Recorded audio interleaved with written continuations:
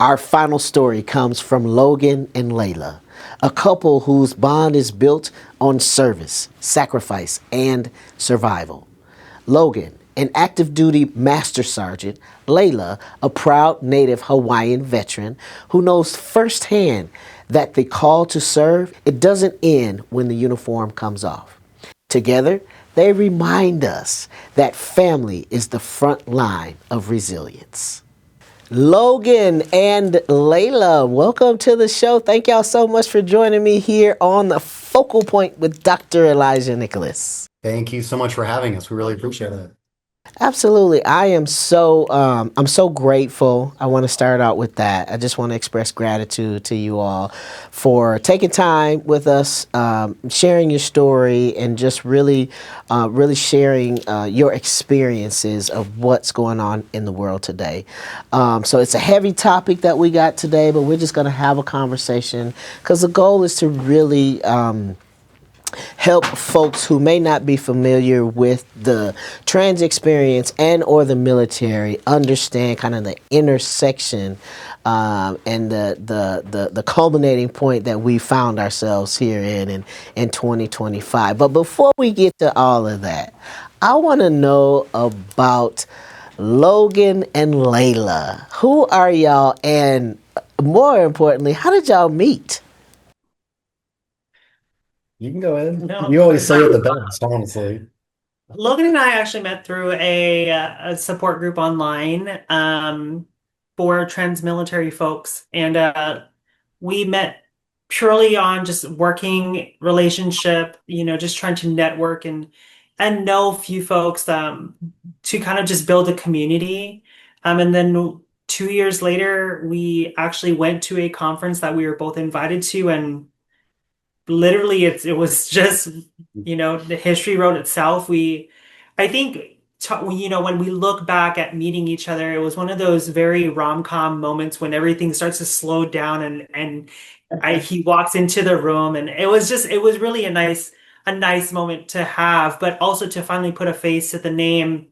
And just knowing him for 2 years and working well with him on many different fronts and talking about many different things, uh kind of just solidified the idea, like, I'm going to marry this man. And so and then 2 years after that we got married. But I think where it started was the fundamentally started in our foundation as folks who are very passionate and driven in what we're doing, and seeing the work going forward kind of put us together in that manner. And the universe had many different reasons to put us together, and that was one of them. And so now we are on the forefront of a movement that really highlights folks like us, trans people in general, not just trans people in the military, but just transgender people in society, and what we contribute to our communities, to our families, to our workspaces, to our schools. We continue to be driven because of those things. And if it wasn't for those things, I don't think Logan and I would have ever met. Wow. Wow. That's beautiful. Beautiful. Thank you for that, Layla. And so both of you have, or wait, did you want to add something, Logan, on how y'all met? Honestly, Layla said it perfect. I mean, yeah, yeah. I mean, I we've been love together, so we'll be together almost 10 years. Married for 10 years. Married for 10 years coming in May. And, if you would have asked us, 10, 11, 12 years ago, would we be here today? Like, I don't know that we would, say, yeah, like we totally see us, being married and here in Hawaii and everything like that. But our lives, our marriage has been just like culminating serendipitous events, and I don't think either one of us would have it any other way. So it's definitely the love of my life. Oh, that's beautiful. I love that. My partner is trans, and so I am all for what we know as T for T love, and so it's a beautiful thing. So I love it. I love to see it, and so it sounds like you all have really a life of service. And Logan, you're active military, and Layla a veteran. And so tell me in each of your own words, what does service mean to you? So service can be on a spectrum. At least for me, service could be, helping somebody, across the street, or it could be, giving the ultimate sacrifice, overseas in a war zone. The reason why I raised my right hand to serve was really just to get the most out of life. I joined for the education benefits. I wanted to travel. I wanted to meet friends that were like-minded. And the military provided all of that to me. But more importantly, it helped me find my voice and find who I am. And through service, it's afforded me everything that I could want out of life, to include meeting my wife. Um, and service doesn't always have to mean serving in uniform. Like my wife, she's a veteran. She served honorably for 13 years in the Army. She continues her service, outside of uniform. So at the end of the day, so long as you're serving for the right reasons, if you're helping that person cross the street or you're serving in uniform, you're making something better for those who are going to be coming after you. And at the end of the day, that's the reason why I serve. Wonderful. How about you, Layla? Yeah, Logan touched upon, he mentioned that I served for 13 years. When I think about service, I don't think just about being in the military. As a veteran, I still continue serving my community, and not just within the military, but outside of that. I come from a very large family that lives at very different or many different intersectionalities. And so when we talk about service, I come from a family that was very religious. I also come from a Native Hawaiian, Asian American, Pacific Islander family. We were Catholic as well. And so a very religious family coming from many different backgrounds. I'm also brown. I'm a trans woman. We have a huge community of friends and folks that we know that range from LGBT people to cisgender heterosexual people.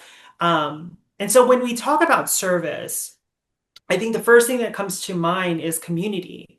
Um, because we never stop serving, whether that's in the church, in the school, at work, in the hospitals, in the service, in the military.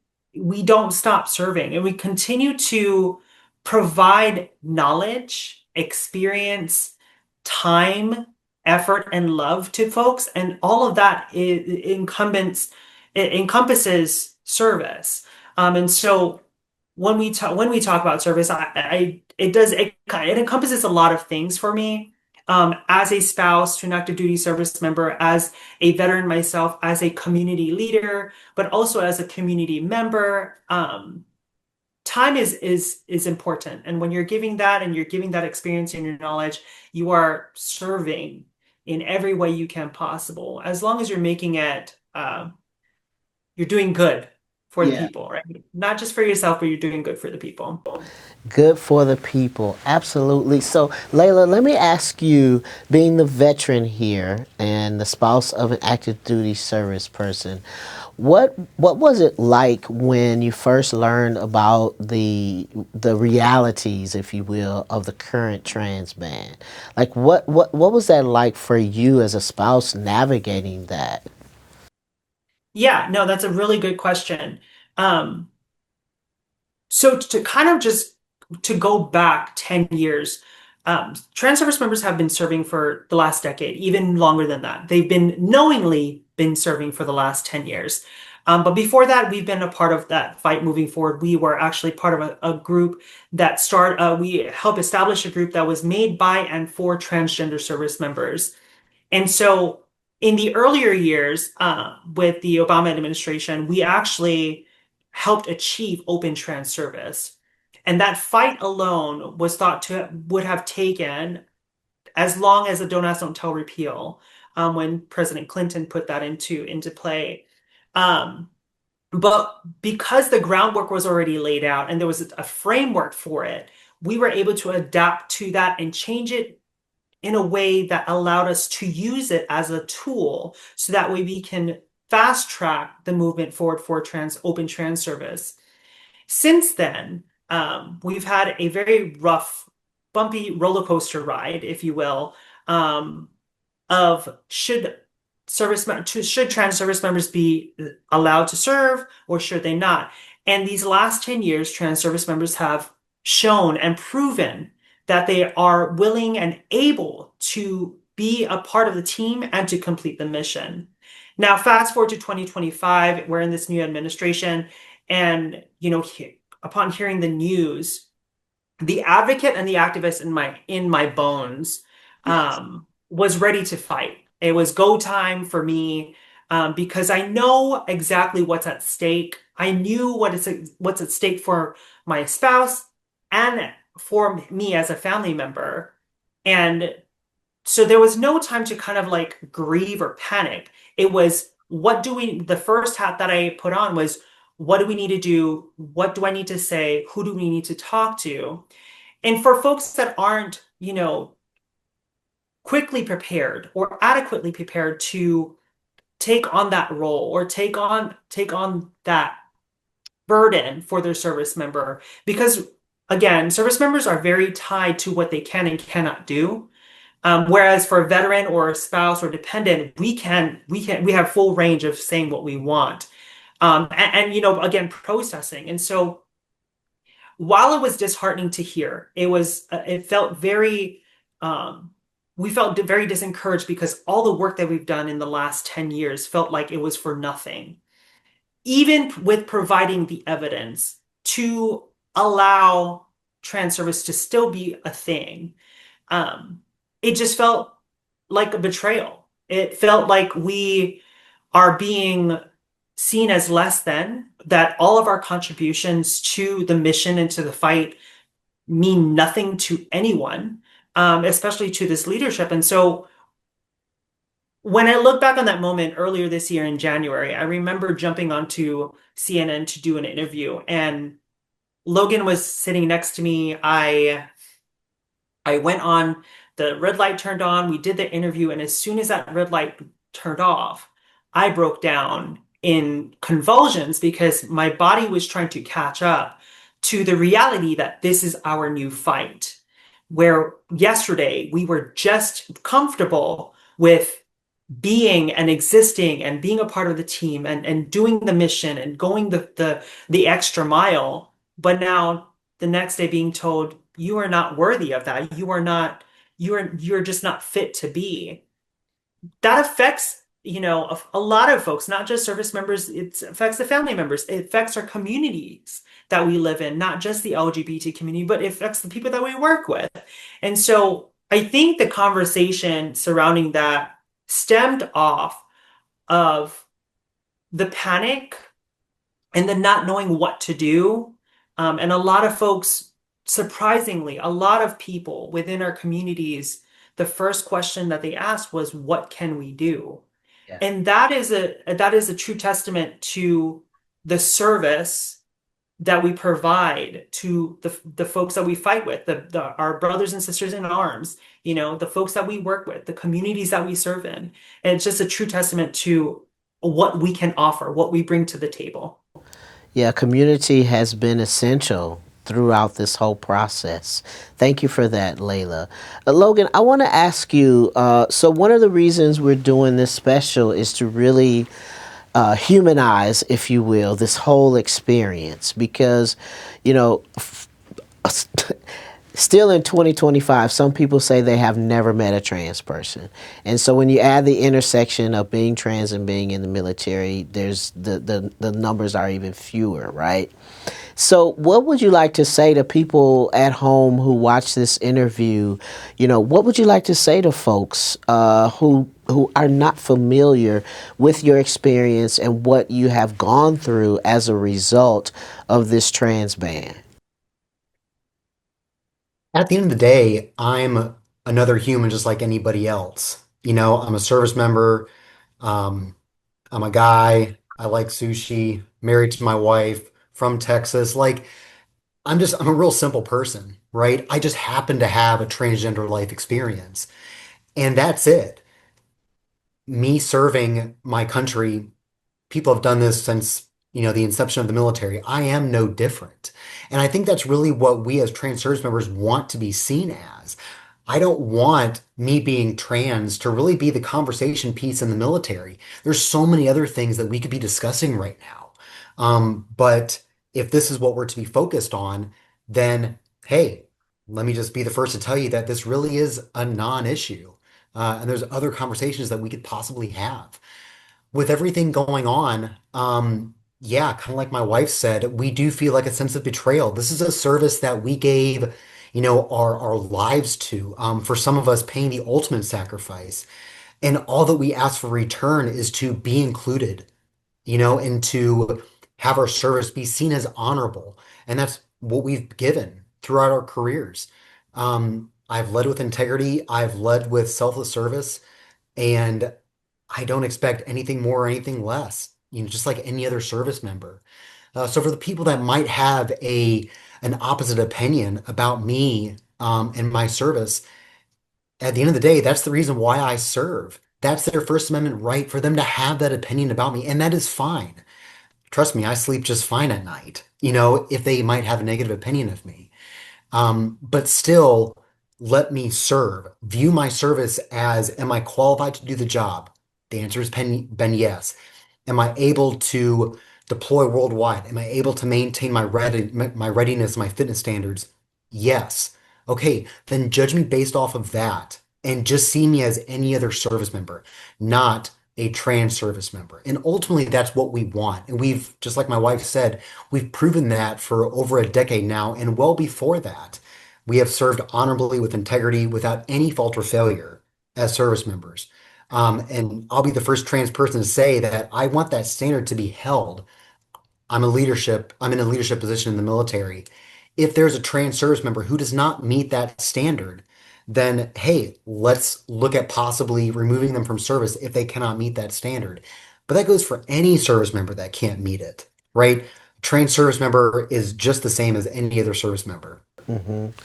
Yes, and we know that there has been no evidence to show that being trans compromises the readiness level of the military. I want to make sure that I lift that because it has somehow been miscommunicated that the readiness level has all of a sudden gone down now that we know people are trans, and we know that that is absolutely not the case. And so I want to ask, as we finish up, I want to ask you all something about joy. And these days, with everything going on in the world, things can be heavy. What do you do if you each want to respond? What do you do to bring joy to yourself? What puts a smile on your face these days? For me, I mentioned that I come from a very big family, and so I think what brings us together is the dining table, right? When you feed people, it doesn't matter what culture you come from or what you're cooking. If you if you really look at history, the folks that bring everyone together are the ones that really are the cooks of the family. Because when you put a meal in front of someone, everybody gets to quietly eat for a second and then they talk. And that's when you get the moment to really understand what people are going through. You can ask the hard questions if you need to. You can have those conversations and hold space for tears and laughs and all the things. But for me, it definitely is cooking. And so I don't know how to cook for just two people. I usually cook for like an army being from a big family. And so when it comes to cooking, that is my safe space. That is what brings me joy. When I do cook, I often call folks, "Hey, I'm cooking, just come on over." My door is always open. And we often tell folks, our doors are open, our home is open to you, our table will be made. So at least when you come here, you at least have a full meal. And once you have a full meal, you just feel so comfortable, you feel free, and I mean, folks just start spilling things out at that point. Or else, if not that, then they end up falling asleep on the couch, which is super cool for us because it lets us know that we have a comfortable home to be in. And nobody likes a cold, hard home. They want something to come home to and be themselves and be free. So cooking is definitely one of those things for me that brings joy to my life, but also to ours as a community as well. Wonderful. Thank you. How about you, Logan? I'll be honest, joy lately has it's been hard to find. I'm just gonna be real honest with you. We went from we're serving and this is our future and these are our goals to whoa, wait a minute, now we're getting out of the military and what does that look like? And there's a lot of uncertainty. So finding joy has kind of ebbed and flowed for me personally. But one thing that's really been evident to me is the need to collect memories, almost like they're trading cards or something. So long has been my identity wrapped around being in the military, to where that was almost like consuming me. And I didn't really realize it until I'm up against this wall of, hey, your service is going to be ending, against your will. And what does that look like for you? And kind of taking a step back and realizing who I am as a person, I need to figure that out while still being present, and bringing my full self to my wife, to my family, to my friends. And during this journey, finding what brings me joy, brings me honest joy. So lately, that's been collecting those memories with my spouse, with my friends, with my family. Like we mentioned earlier, I think before we got on this podcast, I went to go see some family and friends along with my spouse recently. And taking that time to slow down is something that I just, quite frankly, haven't done, haven't allowed myself to have. So that's what's been bringing me a lot of joy lately, is just collecting those memories. Wonderful. Well, you both have brought me so much joy today, and I'm sure our viewers will have so much joy and a greater understanding of the trans experience in the military right now. And again, I want to express my gratitude and say thank you. Thank you for your service, and thank you for taking time to share with our viewers on Focal Point. And know that I'm sending you all lots of joy and happiness and positivity and love and light as you traverse what's next for you. And so we are always a phone call away here at Focal Point. If you need us, please don't hesitate to call us. Thank y'all for joining us. Thank Thank you. you. Take care. We'll be right back. This is Focal Point. What we've witnessed tonight are not isolated stories. They are reflections of a nation still learning what equality truly means. These are patriots. They have served with honor, integrity, and courage. And yet, tonight, thousands live in limbo, unsure if tomorrow will bring a paycheck, a discharge, or a closed door on their calling. As Americans, we pride ourselves on freedom. But freedom without inclusion is an illusion. Policies will change, administrations will shift, but our duty to one another remains. We cannot afford to forget the humanity behind the headlines. So I challenge you to see the person before you. Hear their story. Stand beside them in solidarity.